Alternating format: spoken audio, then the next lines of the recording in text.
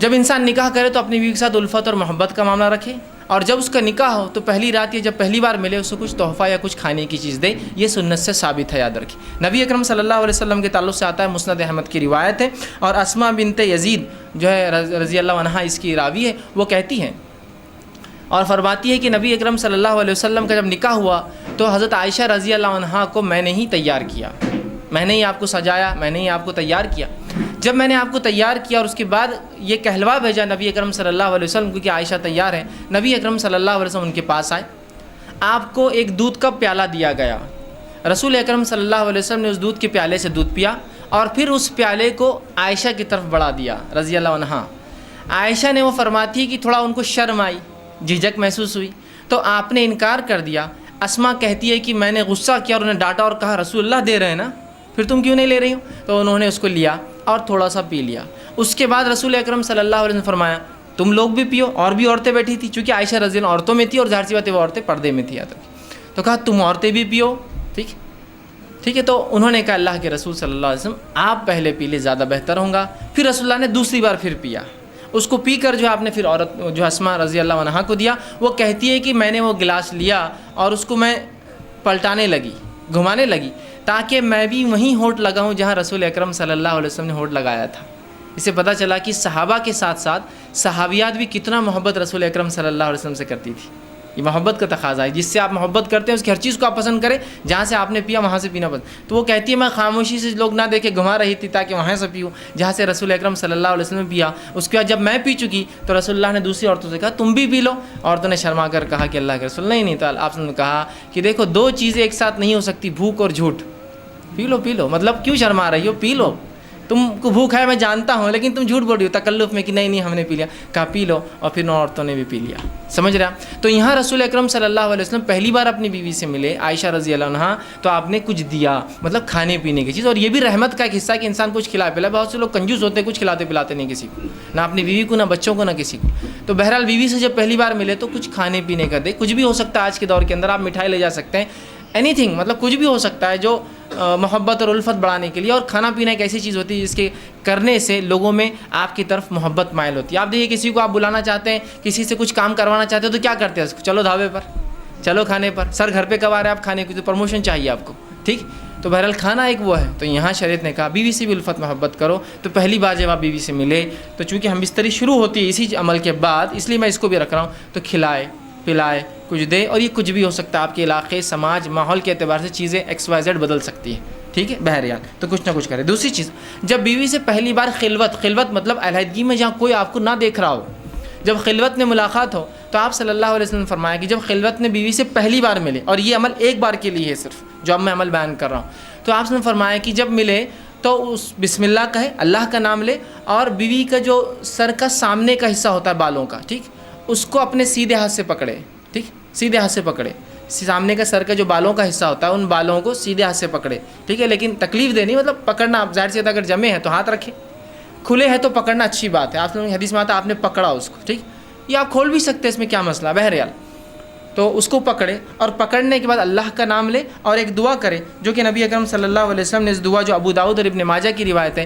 یہ دعا کرے، اور یہ دعا صرف ایک بار کرنا ہے آپ کو جب آپ خلوت میں پہلی بار اپنی بیوی سے ملیں گے، ہم بستری سے پہلے یاد رکھیں، اور یہ دعا کرے اللہم انی اسألک من خیرہا وخیر ما جبلتہا علیہ، اے اللہ میں تجھ سے اس کے خیر کا سوال کرتا ہوں، اور جس خیر پر تو نے اسے پیدا کیا اس خیر کا سوال کرتا ہوں، اور پھر فرمایا علیہ واعوذ بک من شرہا وشر ما جبلتہا علیہ، اور میں پناہ مانگتا ہوں تجھ سے اس کے شر سے، اور میں پناہ مانگتا ہوں تجھ سے اس کے شر سے اور اس شر سے جس پر تو نے اس کو پیدا کیا ہے۔ تو بہرحال یہ ایک بار دعا کرنا ہے آپ کو۔ اس کے بعد اب جب ہم بستری کا ارادہ کرتے ہیں تو اس سے پہلے آپ ایک اور دعا کریں گے، یہ دعا کامن ہے، ہر آدمی کو ہر بار ہم بستری سے پہلے یہ دعا کرنی چاہیے، یہ بہت اہم دعا ہے۔ لوگ پوچھتے ہیں نہیں کرے تو کیا ہوا، نہیں کرے تو کیا ہوا، نہیں بولے تو کیا ہوا، بہت سی چیزیں ہوتی ہیں۔ تو میں ہمیشہ سوال کرتا ہوں لوگوں سے، چلیے آپ گاڑی چلاتے ہیں، کار ٹو ویلر چلاتے ہیں، اور ہاں سیٹ نہیں ہوئی تو کیا ہوا، ہارن نہیں ہوا تو کیا ہوا،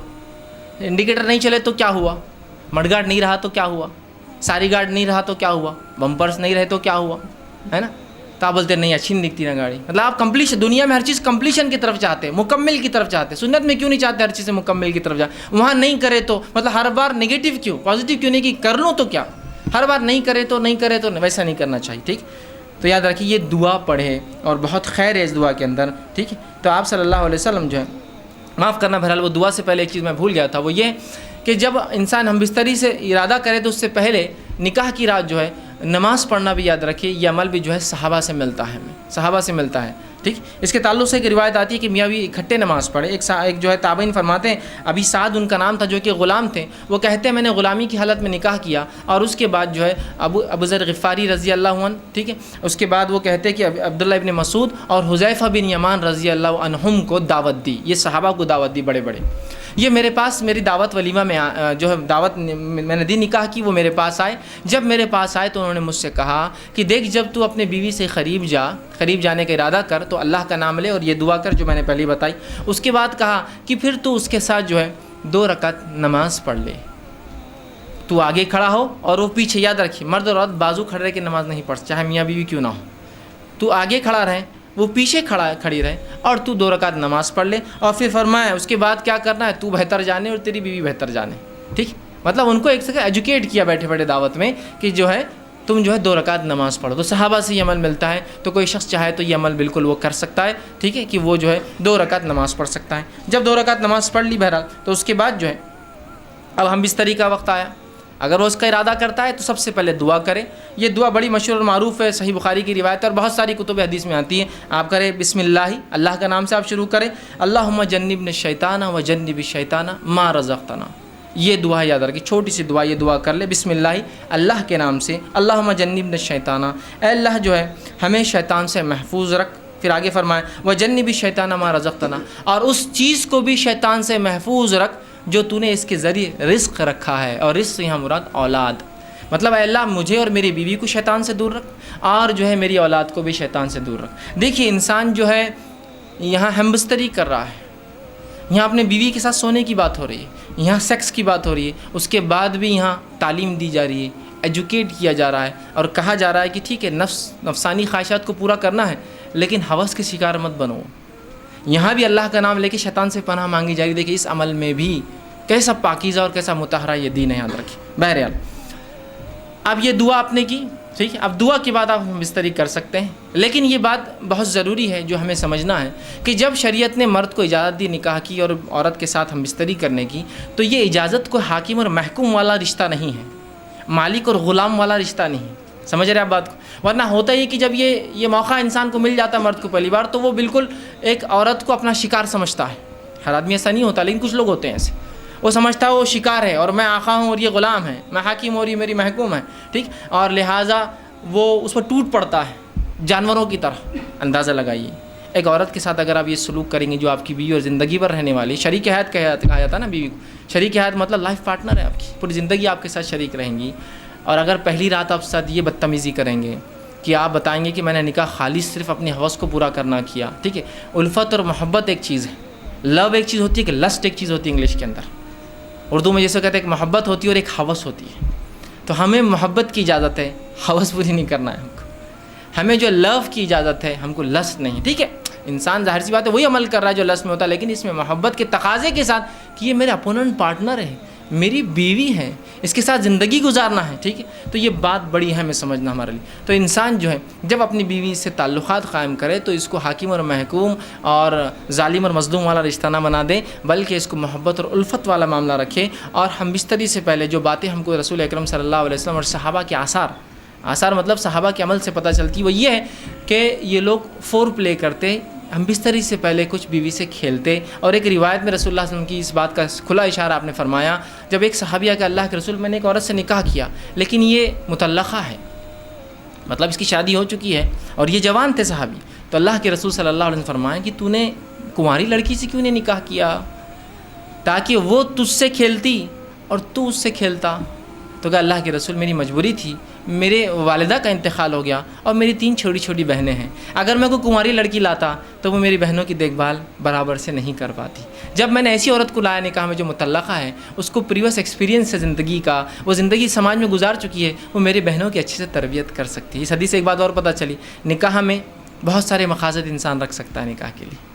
تو ایک مقصد یہ بھی تھا ان کا کہ محبت کے ساتھ ساتھ بچیوں کے لیے کچھ، میری بہنوں کے لیے کچھ ایسی عورت آ جائے جو میری ان کی بھابھی ہو لیکن ایک ماں جیسا ہو۔ تو ظاہر سی بات ہے ایک کنواری لڑکی یہ سب نہیں کر سکتی تھی، ٹھیک ہے، لیکن اس حدیث میں رسول اللہ نے جو فرمایا تو اس کے ساتھ کھیل اور وہ تیرے ساتھ کھیلے، تو یہ محبت جو ہے یہ ہم بستری سے پہلے انسان فور پلے کرے، کھیلے اس سے، مطلب اس کو راضی کرے اور منوائے اس عمل کے لیے، اس لیے کہ ہیومن بینگ جو انسان ہوتے ہیں وہ میکینیکل عمل نہیں کر سکتے۔ میکینیکل سمجھتے مشینیں ہوتی، مشینوں کا معاملہ ہوتا ہے کہ آپ نے جب بٹن دباؤ میکینیکلی شروع ہو جاتی ہے، لیکن انسان جو ہوتے ہیں ویسے میکینیکل نہیں ہوتے، ان کو ذہنی تیار ہونا پڑتا ہے، پھر جسمانی فزیکل ریڈی ہونا پڑتا ہے، اس کے بعد انسان کچھ اعمال کر سکتا ہے۔ تو فور پلے کی بڑی اہمیت ہے، اس کے اندر مختلف چیزیں ہو سکتی ہیں، انشاءاللہ آگے آئیں گا تو اس میں کچھ نہ کچھ پوائنٹس اس کے ڈسکس کرتا جاؤں گا، ٹھیک۔ تو فور پلے ہوگا اس سے پہلے کہ انسان تیار کرے اپنے فریق کو۔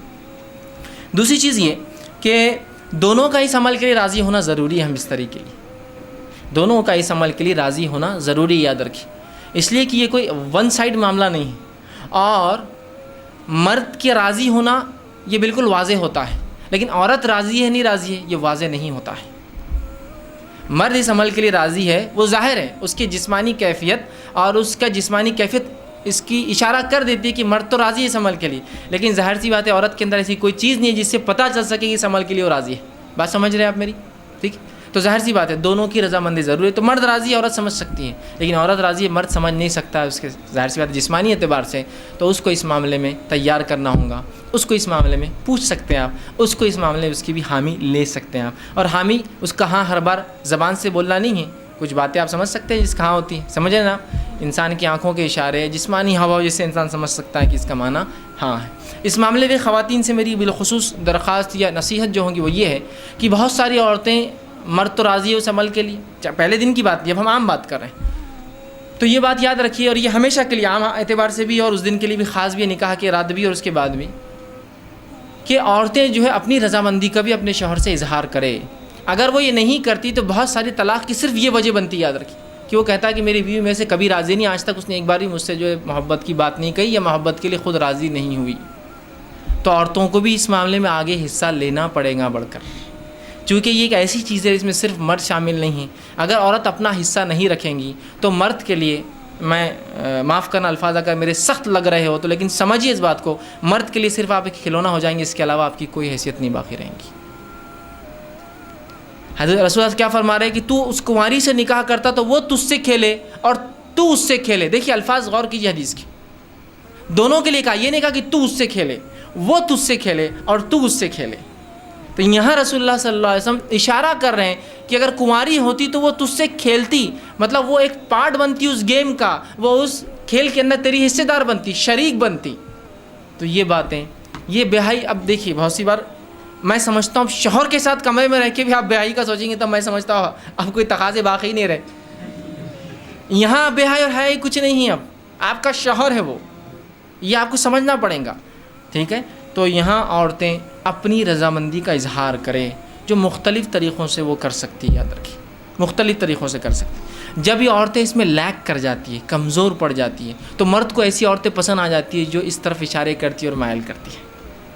جو بری عورتیں ہوتی ہیں، جو فحشائیں ہوتی ہیں، وہ اپنی رضامندی کا کنٹینیوس اظہار کرتے رہتی ہیں۔ شریعت نے آپ کو بتا دیا، رسول اللہ صلی اللہ علیہ وسلم کہہ رہے ہیں، اور ظاہر سی بات ہے ہر چیز کھول کر بیان کرنا ضروری نہیں، کیا اتنا کافی نہیں تو اس سے کھیلے اور وہ تجھ سے کھیلے، اتنا کافی نہیں ہے ہمارے لیے سمجھنا؟ کیا اور وضاحت چاہتے ہیں آپ پوری چیز، کیا پورا پکچر دکھانا چاہتے ہیں، کیا یہ بتائے تو ہم کو سمجھ میں آئیں گے؟ نہیں، اشارہ کافی ہوتا ہے، اور مومن کے لیے تو اشارے بہت زیادہ کافی ہوتے ہیں۔ عقل مند کو اشارہ کافی ہوتا ہے، لوگ کہتے ہیں، میں کہتا ہر مومن عقل مند ہوتا ہے اور اس کو اپنے نبی اور شریعت کے ہر اشارے کافی ہو جاتے ہیں، وہ سمجھ جاتا ہے باقی کیا ہے۔ تو عورتوں کو بھی اشارہ اس حدیث کے اندر۔ بہرحال آگے بڑھیے، اب انسان جو ہے جمع کیسے کرے، یہ تو پہلے کا ہوا، اور کچھ باتیں نکاح کے لیے خاص اور کچھ عام تھی۔ اب نکاح کی رات بھی ہو سکتی ہے اس میں انوالو، اور ادر زندگی کا اور حصہ جہاں میاں بیوی ہم بستری کرنا چاہتے ہیں۔ اب جمع کیسے کرے؟ جمع سے مراد، جب میں الفاظ کہہ رہا ہوں تو شرمگاہ کا جمع ہونا اور ملنا اس سے مراد ہے، میرا یاد رکھیے، ٹھیک ہے، کہ انسان اب جمع کیسے کرے، اس کے تعلق اس سے بہت ساری غلط فہمی ہوتی ہے، انشاءاللہ آج اس کے ازالے کرنے کی کوشش کروں گا۔ اب انسان اپنی بیوی سے کیسے جمع کر سکتا ہے؟ آئیے اللہ رب العزت کا جواب اپنی کتاب، اس کی کتاب میں جو اس نے دیا اس سے ہم شروع کرتے ہیں۔ اللہ رب العزت فرماتا اور کہتا ہے سورہ بقرہ سورہ نمبر 2 آیت نمبر 223، اور فرماتا ہے نساء حرث لکم فأتوا حرثکم ان شئتم، کہ اللہ فرماتا اور کہتا ہے تمہاری عورتیں تمہارے لیے کھیتیاں ہیں اور تم جس طرح سے چاہو اپنی کھیتیوں میں آؤ۔ تمہاری عورتیں تمہارے لیے کھیتیاں ہیں، جیسا ایک کسان اپنے کھیت میں بیج ڈالتا ہے تاکہ اس سے فصلیں نکلے، تو تمہاری بیویاں تمہاری اولادوں کی پیدا ہونے کی وجہ ہے نا، اس کے بغیر کیسا ہوں گا؟ تو تم جو ہے اللہ رب العزت فرما رہا ہے کہ تم جو ہے پھر جہاں سے چاہو وہاں سے اپنے بیویوں میں داخل ہو، ٹھیک۔ اب اس کے تعلق سے کیا واقعہ آتا ہے اس کے شان نزول میں رکھ دیتا ہوں، تو وہ پہلی بات بالکل انشاءاللہ جو آیت ہے وہ واضح ہو جائیں گے، کلیئر ہو جائیں گے۔ آئیے جو ہے صحیح بخاری کی روایت ہے، جابر رضی اللہ عنہ فرماتے اور کہتے ہیں یہودی جو ہے یہ بات کہا کرتے تھے کہ آدمی اگر اپنی بیوی سے شرمگاہ میں اگلے حصے میں جہاں سے اولاد پیدا ہوتی ہے، ٹھیک ہے، وہاں اگر ہم بستری پیچھے سے کھڑے رہ کر کرے، پیچھے ہو کر کرے بیوی کے، سمجھ رہے آپ بات کو، کہ اپنے بیوی سے صحیح جگہ مطلب شرمگاہ کا اگلا حصہ اس میں ہم بستری کرتا ہے جہاں سے اولاد پیدا ہوتی ہے، لیکن پیچھے سے کھڑے رہ کر کرتا ہے تو اس سے اولاد بھینگی پیدا ہوتی ہے، مطلب آنکھیں اس کی سکوئنٹ جس کو کہتے ہیں، مطلب آنکھ ڈھلتی ہوئی یا دونوں آنکھ ڈھلتی ہوئی ہوتی ہے، بانگا جس کو عام زبان میں کہتے ہیں، ٹھیک ہے، یہ بھینگا جس کو بولتے ہیں، تو ویسا پیدا ہوتا ہے۔ جب یہ بات صحابہ تک پہنچی تو صحابہ نے رسول اللہ سے سوال کیا، اللہ کے رسول، یہودی کہتے ہیں کہ ایسا اگر کرنے سے بچہ بھینگا پیدا ہوتا ہے، سکوئنٹ ہوتی ہے اس کی آنکھیں، ڈھلتی ہوئی ہوتی ہے، خراب ہوتی ہے، دونوں بیچ میں آ جاتی ہے، تو آپ صلی اللہ علیہ وسلم نے اس کے جواب میں اللہ رب العزت نے یہ آیت نازل کی۔ جب یہ آیت نازل ہوئی تو آپ نے فرمایا اور کہا آگے سے یا پیچھے سے مگر مقام پیدائش میں، آپ نے کیا کہا، آگے سے یا پیچھے سے لیکن مقام پیدائش میں، سمجھ رہا، مطلب جہاں سے اولاد پیدا ہوتی ہے وہیں انسان کر سکتا ہے، اس کے علاوہ کرنا حرام ہے۔ انشاءاللہ اس کی تفصیلات آگے رکھوں گا کیا حرام ہے اس معاملے میں، ٹھیک ہے۔ تو چاہے انسان آگے سے ہو پیچھے سے ہو لیکن مقام پیدائش میں۔ آئیے دوسری روایت، عبداللہ ابن عباس رضی اللہ عنہ فرماتے ہیں، یہ ابو داؤد کی روایت، آپ نے فرمایا تھوڑی طویل روایت ہے لیکن بہت ساری باتیں علم کی اس میں آ رہی ہے اس روایت کے اندر، بالخصوص اس مسئلے کے تعلق سے۔ وہ کہتے ہیں مدینہ میں انصار جو ہے یہودیوں کی اتباع کرتے تھے، چونکہ انصار تو مشرک تھے، ان کے پاس کوئی عقیدہ نہیں تھا، یہ تو، لیکن اہل کتاب کو یہ بڑا اونچا سمجھتے چونکہ وہ کتاب کے حامل لوگ تھے، تو ہر چیز میں وہ یہودیوں کو فالو کرتے، حتیٰ کہ یہودی اپنے بیویوں کو چت لٹاتے، مطلب چہرہ اوپر اور عورت لیٹی ہے اور اس کے بعد ہم بستری کرتے، تاکہ اس سے کیا ہوتا ہے، سطر کے لیے بھی اچھا ہے، انسان جب مرد لیٹ جاتا ہے عورت پہ تو پوری ڈھک بھی جاتی ہے، تو طہارت کے لیے بھی اچھا ہوتا ہے اور سطر پوشی کے لیے بھی، خامہ کا زیادہ سطر کھلتا نہیں ہے، اچھا ہوتا ہے۔ تو یہودی صرف اس پوزیشن کو، اس طریقے کو حلال مانتے تھے، چونکہ انصار رسول اللہ صلی اللہ علیہ وسلم کے آنے سے پہلے، اسلام سے پہلے ان کو دیکھتے تھے، ان کو فالو کرتے تھے، اس معاملے میں بھی یہودیوں کو فالو کرتے تھے کہ نہیں، یہودی بول رہے تھے اہل کتاب ہے، ان کے پاس ایک دین دھرم تھا جو اللہ کی طرف سے آیا، تو لہٰذا ان کو فالو کرنا چاہیے، تو اس معاملے میں ان کی بھی اتباع کرتے تھے۔ عبداللہ ابن عباس رضی اللہ عنہ فرماتے ہیں لیکن ہم جو مہاجر تھے، ہم مکے والے لوگ، مکے کے جو لوگ تھے، وہ مختلف قسم سے اپنے بیویوں سے تعلقات قائم کرتے، آگے سے پیچھے سے لٹا کر، ہاتھوں پہ ان کو کھڑے کر کے، مختلف چیزوں سے، اور جنس کی ہم بستری کی لذتیں اٹھایا کرتے تھے۔ لیکن جب مہاجر مدینہ پہنچے اور انصاریوں سے نکاح شروع کیا، اور جب ایک مہاجر نے ایک انصاری عورت سے نکاح کیا، اور نکاح کرنے کے بعد جیسا ان کا طریقہ تھا کہ وہ مختلف انداز سے، مختلف طریقوں سے صحیح جگہ ہم بستری کرتے، مطلب شرمگاہ میں، مطلب اگلے حصے میں کرتے، جب اس نے ڈیمانڈ کیا اس شخص نے، تو اس انصاریہ نے کہا ہم تو صرف ایک طریقہ اپناتے، اس عورت نے، وہ بھی صحابیہ تھی، وہ ہے چت لیٹنا اور تم اوپر سے رہو۔ اس نے کہا ایسا کیوں، ہم تو مختلف چیزیں کرتے ہیں اس میں، جس کو عام زبان میں بہرحال آسن کہتے ہیں، لوگ بہرحال سمجھتے ہیں آسن کہتے ہیں اس کو، شاید سنسکرت کا لفظ ہے یہ ہندی کا لفظ ہے، بہرحال تو ہم تو مختلف کرتے ہیں۔ تو انہوں نے کہا نہیں، میں تو یہ کرنے نہیں دوں گی، جھگڑا بڑھ گیا، اس نے کہا میں تو ایسے ہی کروں گا، اس نے کہا ہمارے پاس یہ طریقہ نہیں، اور بات رسول اکرم صلی اللہ علیہ وسلم پہنچ گئی، اور پھر یہ آیت نازل ہو گئی، تمہاری بیویاں تمہاری کھیتی ہے، تم جہاں سے چاہو، مطلب جو مہاجر کر رہے تھے صحیح کر رہے تھے، مختلف پوزیشنز ہو سکتے ہیں لیکن اگلے حصے میں صرف پیدائش کے حصے میں انسان کر سکتا ہے۔ تو یہ روایت میں بہرحال بہت ساری باتیں آ گئی اور بہت ساری باتوں کا جواز ہمیں مل گیا ہے۔ آگے آئیے، اب اس معاملے میں انسان جمع جو کرے، ہم بستری کرے تو لیٹ کر سکتا ہے، لیٹنے میں جتنی پوزیشنز ہو سکتی ہے وہ استعمال کر سکتا ہے، شرط ایک ہی ہے، وہاں انسان اپنی شرمگاہ کو داخل کرے، عورت کی شرمگاہ میں جہاں سے اولاد پیدا ہوتی ہے، ٹھیک ہے، وہی ایک جگہ ہے۔ دوسرا بیٹھ کر سکتا ہے، جتنی پوزیشنز ہو سکتی ہے اس کے لیے، شریعت نے اس سے کوئی ممانعت کا اظہار نہیں کیا، لیکن سب سے بہترین پوزیشن اولاد کی پیدائش میں اور اس میں سازگار ہونے میں وہی ہے جو عورت کو لٹا کر کرے، اس لیے کہ اس میں سیدھا مرد کی شرمگاہ اوپر سے ہوتی ہے اور اولاد کی پیدائش کے چانسز زیادہ ہوتے ہیں اس معاملے میں، بہرحال ٹھیک۔ اس کے بعد بیٹھ کر جتنے طریقے ہو سکتے ہیں، جتنی پوزیشنز ہو سکتی ہے، جس میں میں جو بتا رہا ہوں بات آپ سمجھ رہے ہیں کہ شرمگاہ مرد کی عورت سے ملے اور سامنے کے حصے میں آپ کے لیے جائز ہے۔ اسی طرح کھڑے رہ کر جو کچھ ہو سکتا ہے، اس میں کوئی ممانعت نہیں ہے، کراہت ہو سکتی ہے، ناپسندگی ہو سکتی ہے، لیکن ممانعت کسی میں بھی نہیں، حرمت کسی میں بھی نہیں۔ بیٹھ کر، لیٹ کر، کھڑے رہ کر کچھ بھی ہو سکتا ہے۔ ابھی بات کا ازالہ میں کر دوں، بہت سے لوگوں نے عجیب عجیب باتیں لکھ دی، اللہ ان پر رحم کرے، جس کی وجہ سے امت کو خواہ ایسی مشکلات اور تکلیفوں میں ڈالا جو شریعت نے نہیں دی، کہ کھڑے رہ کر کرے تو اولاد لنگڑی پیدا ہوتی ہے، بیٹھ کر کرے تو اولاد فلاں پیدا ہوتی ہے، پیچھے سے کرے۔ آج بھی میں کہہ رہا ہوں کہ اگر کوئی لڑکا بہنگا آ جاتا ہے جس کی آنکھیں اسکوئنٹ ہو، اس کی آنکھیں برابر نہ ہوں، تو عورتیں ایک دوسرے کو دھکا دے کے ہنستی مجلس ان کے ماں باپ نے کیا کرے تھے دیکھو بچہ۔ آج بھی میں کہہ رہا ہوں، کیسی عجیب بات ہے، شریعت کلیریفیکیشن دے رہی ہے، قرآنی آیتیں نازل ہو رہی ہے، اور اس کے بعد بھی کہ ہماری عقلیں، اب عقلوں کا کیا بھائی، علم کی کمی ہی یہ سب چیزوں کی وجہ ہے۔ لا علمی جو نقصان پہنچاتی ہے نا، وہ کوئی چیز، کوئی ہتھیار، کوئی دشمن آپ کو جو نقصان نہیں پہنچائیں گے نا، آپ کی اور ہماری لا علمی اسلام کے تعلق سے نقصان پہنچاتی ہے۔ بہرحال تو کوئی بھی پوزیشن اختیار کر سکتے، کوئی ممانعت کسی بھی پوزیشن کی ثابت نہیں ہے، ٹھیک۔ اسی طرح سیکنڈ چیز، ہم بستری کے اندر بیوی کو چومنا اور بوسہ لینا جسم کے ہر حصے کو جائز ہے، تمام اعضاء کو چومنا یا بوسہ لینا آپ کے لیے جائز ہے۔ اس کے مختلف طریقے ہو سکتے، وہ تمام جائز ہے۔ بوسہ لینے کے مختلف طریقے ہو سکتے، پورے جائز ہے۔ انسان جو ہے مختلف سر پہ لیتا ہے، پیشانی پہ لیتا ہے، گال پہ لیتا ہے اور ہونٹ پر لے سکتا ہے، تمام جائز ہے۔ اس کے علاوہ جسم پر لے سکتا ہے، یہ جائز ہے۔ تمام جسم پہ بوسہ لینا اور چومنا جائز ہے، انکلوڈنگ ایوری تھنگ میں کہہ رہا ہوں، ٹھیک۔ اس کے بعد دوسری جو غلط فہمی ہوتی ہے، لوگ سوال کرتے ہیں، وہ یہ ہے کیا میاں بیوی ایک دوسرے کے جسم کو تمام حصوں کو ہاتھ لگا سکتے ہیں؟ تو ہاں، میاں اور بیوی اپنے جسم کے تمام حصوں کو ہاتھ لگا سکتے ہیں، انکلوڈنگ ملا کر اپنی شرمگاہ کا اگلا اور پچھلا حصہ ہاتھ لگانے میں اجازت ہے۔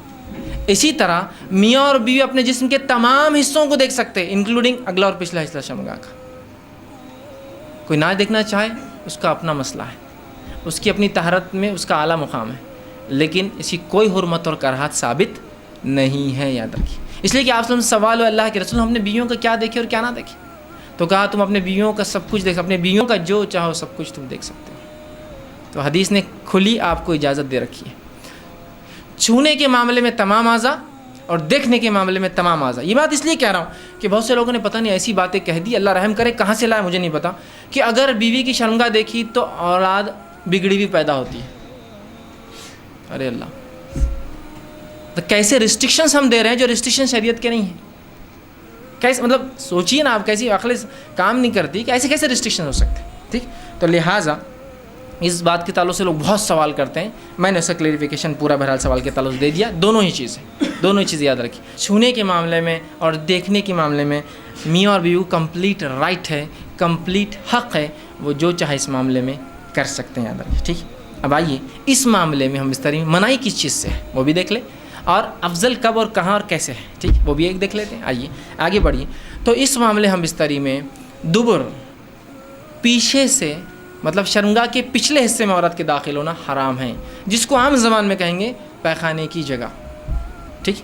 عورتوں کے جو شرمگاہ ہوتی ہے وہ مردوں کے مقابلے میں مختلف ہوتی ہے اس معاملے میں کہ مرد کی شرمگاہ کا ایک ہی حصے سے پیشاب بھی نکلتا ہے اور منی بھی نکلتا ہے، لیکن عورتیں مختلف، تو عورتوں کے پیشاب کی جگہ الگ ہوتی ہے اور شرمگاہ الگ، جہاں اولاد پیدا ہوتی ہے وہ جگہ الگ ہوتی ہے، اور پیخانے کی جگہ الگ ہوتی ہے۔ تو مردوں میں 2 ہی حصے ہیں جہاں سے نکلتا، عورتوں میں 3 ہوتے ہیں، یاد رکھیے۔ تو یاد رکھیے مرد کے لیے عورت کی جو ہے شرمگاہ کے علاوہ کوئی بھی عمل کرنا درست نہیں، اور بالخصوص دبر کی تو حرمت شریعت نے اتنی سخت ثابت کی۔ مسند احمد کی روایت ہے، جو ہے ام سلمہ رضی اللہ عنہ فرماتی ہیں، جب مہاجرین انصار کے پاس مدینہ آئے تو ان کی عورتوں سے جو ہے شادیاں رچائی۔ مہاجر عورتوں کو زمین پر لٹا کر یا ان کے ہاتھ کو زمین پر رکھ کر گھٹنوں کے بل ان کو کر جمع کرتے تھے، فائدہ اٹھاتے تھے۔ مہاجرین میں سے ایک آدمی نے انصار کی عورت سے نکاح کر لیا اور ارادہ کیا کہ ویسے ہی کام کرے جیسا وہ ان کے پاس چلن تھا کرے، تو اس نے انکار کر دیا اور کہا جب تک رسول اکرم صلی اللہ علیہ وسلم پوچھ کر نہیں آؤں گی عمل نہیں کرنے دوں گی. اس نے کہا ٹھیک ہے جا پوچھ کر آ جا. وہ عورت صبح ہونے کے بعد رسول اکرم صلی اللہ علیہ وسلم کے پاس پہنچی. جب خدمت میں پہنچی تو بڑی شرم آئی, کیسے پوچھوں. تو ام سلمہ رضی اللہ عنہا جو آپ کی بیوی تھی ان سے کہا کہ ذرا آپ رسول اللہ سے پوچھ دیجئے نا کہ یہ عمل کیا جائز ہے. تو آپ صلی اللہ علیہ وسلم نے یہ آیت پڑھی جو آیت نازل ہوئی تھی سورہ بقرہ کی, میں نے پہلے لکھ دی, نساؤکم حرث لکم فاتوا حرثکم انا شئتم, تمہاری بیویاں تمہاری کھیتی ہے, جہاں سے چاہو داخل ہو جاؤ. جو ہے اور وہ آگے اللہ کے رسول نہیں مگر ایک ہی جگہ مقام پیدائش کا داخل ہو, لیکن نہیں مگر ایک ہی جگہ مقام پیدائش. تو اس سے پتہ چلا دبر میں داخل ہونا, پیخانے کی جگہ یا انال سیکس جس کو کہتے ہیں, شریعت میں حرام ہے, اور اتنا سخت حرام ہے کہ اس کی حرمت کے تعلق سے 3 ہی حدیثیں رکھتا ہوں آپ کے سامنے. پہلی حدیث آپ سے فرماتے ترمذی اور ابن حبان کی روایت, آپ نے فرمایا اور کہا اللہ تعالیٰ ایسے آدمی کی طرف نہیں دیکھیں گا یا دیکھنا گوارا نہیں کرے گا جو اپنے بیویوں سے دبر میں جمع کرتا تھا, پیخانے کی جگہ جو ہے جمع کرتا تھا. اس کی طرف دیکھنے والا نہیں اللہ قیامت دن, اور اللہ کا نہیں دیکھنا مطلب اللہ کا رحم نہیں کرنا. دوسری روایت ابو داؤد کی روایت آپ سے فرماتے وہ آدمی ملعون ہے, اللہ کے نزدیک لعنتی ہے, فرشتوں کے نزدیک لعنتی ہے, انسانوں کے نزدیک لعنتی ہے, جو فرماتے ہیں جو محاش یعنی دبر میں عورت کے داخل ہو. دوسری روایت. تیسری روایت بہت سخت ہے, آپ سے فرماتے ہیں نسائی کی روایت, آپ نے فرمایا جس آدمی نے حائضہ عورت سے ہم بستری کی, جس آدمی نے اپنے بیوی سے دبر میں دخل کیا, اور جس آدمی نے یا عورت نے جو ہے کسی کاہن کے پاس جایا, نجومی کے پاس گیا اور اس کی بات کی تصدیق کی, ہاں یہ تو صحیح کہہ رہا ہے, اس نے اس چیز کا انکار کیا جو محمد پر نازل ہوئی ہے, مطلب وہ شریعت کا منکر ہے, وہ کافر ہے. اب لا علمی میں سمجھتا ہوں کتنے لوگ یہ گناہ کر چکے ہیں اپنی زندگی میں. لوگوں کو لگتا ہے یہ تو کوئی بات ہی نہیں, روٹین آف لائف ہے. ٹھیک, لا علمی کتنی خطرناک ہو سکتی, سمجھ رہے آپ, کہ اس نے اس چیز کا انکار کیا جو محمد پر نازل ہوئی. وہ منکر شریعت ہے, وہ اسلام کا منکر آدمی ہے جو دبر میں داخل ہوتا ہے. ہم کو معمولی لگتا ہے, شریعت کے نزدیک بہت سنگین جرم. تو علم بہت ضروری ہے ہر معاملے میں. بہرحال